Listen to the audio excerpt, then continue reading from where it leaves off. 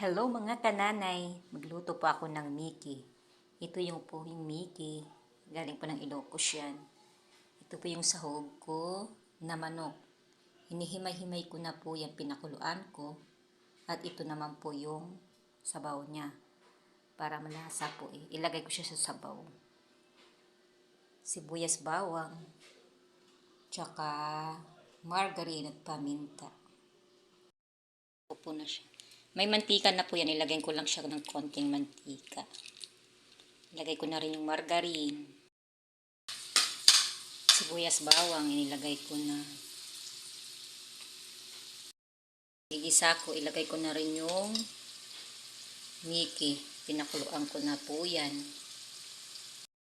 Na po yung manok ko.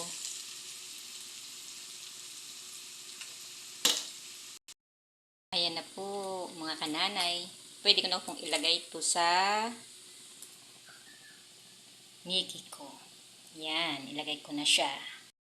Halu-haluin lang po. Nilagay ko na po dito yung mga pangsahog. May patis, paminta, asin,